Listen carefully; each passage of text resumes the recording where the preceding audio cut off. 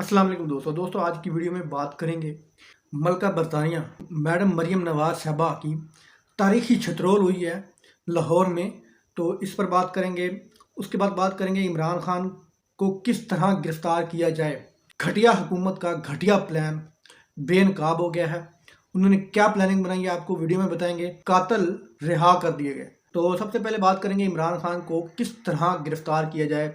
ये हुकूमत का घटिया प्लान है जो वो बेनकाब हुआ है कि हुकूमत ने अब प्लान बनाया कि जी जिस तरह के रात एक ड्रामेबाजी की कि इमरान खान को गिरफ्तार करने का ऑर्डर दे दिया, लेकिन इनकी ये प्लानिंग थी कि गिरफ्तार नहीं करना।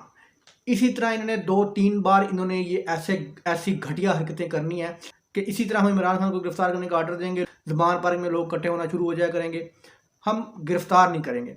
इस तरह 2-3 बार ये ड्रामेबाजी करके जब फिर हम किसी दिन हुक्म देंगे और लोग यही सोचेंगे कि जनाब हुकूमत पहले की तरह बकवास कर रही है, कोई इमरान खान को गिरफ्तार नहीं करना, और लोग वो घरों से नहीं निकलेंगे, तो इस सूरत में हम इमरान खान को जाकर गिरफ्तार कर लेंगे। अब हुकूमत का ये घटिया प्लान लीक हुआ है, मंजर आम पर आ गया है, सोशल मीडिया पर इस पर बातें हो रही हैं।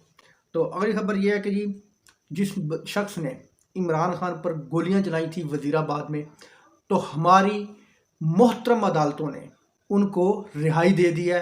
आज वो बंदा आज़ादी से घूम रहा है। आप अंदाज़ा लगा लें हमारे इस कानून का, हमारे इंसाफ के इदारों का, कि जिस बंदे ने साबिक वज़ीर आज़म पर गोलियां चलाई हों, पूरी दुनिया का मीडिया कवरेज दे रहा है उसको, तो वो नज़र आ रहा है गोलियां चलाता हुआ। तो किस तरह पाकिस्तान का इंसाफ के इदारे उस बंदे को छोड़ सकते हैं। इस चीज़ से अंदाज़ा लगा सकते हैं हमारे इंसाफ के इदारे यरगमाल हैं। आप देखें कि रात जिस बंदे पर गोलियां चलाई गईं उसको एक अबूरी ज़मानत नहीं दी गई, उसको गिरफ्तार करने का ऑर्डर दे दिया गया। अदालत ने उसको कहा जी तुम मरने के करीब भी हो तो तुम अदालत में पहुंचो।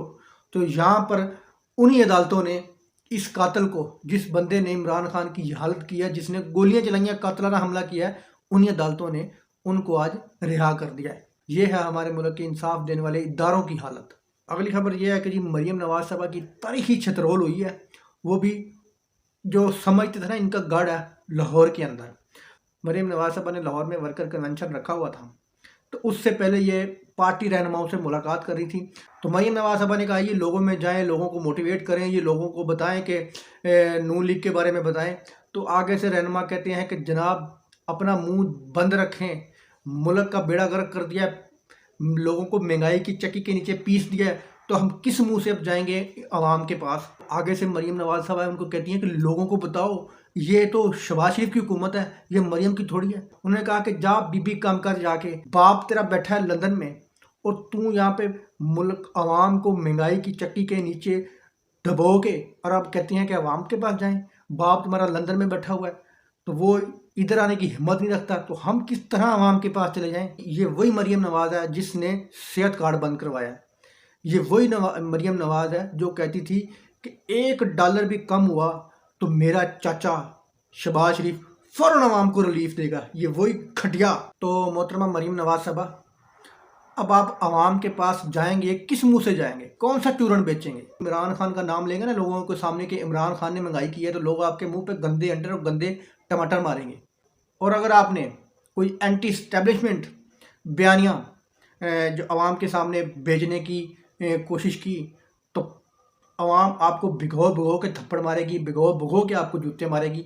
तो मरियम नवाज साहबा और नून लीग टोले के पास अब कोई बयानिया नहीं रह गया बेचने के लिए। जो कि पिछले 40 साल से बेचते रहे हैं वो सारा अब बेच चुके हैं। अल्लाह हाफिज़।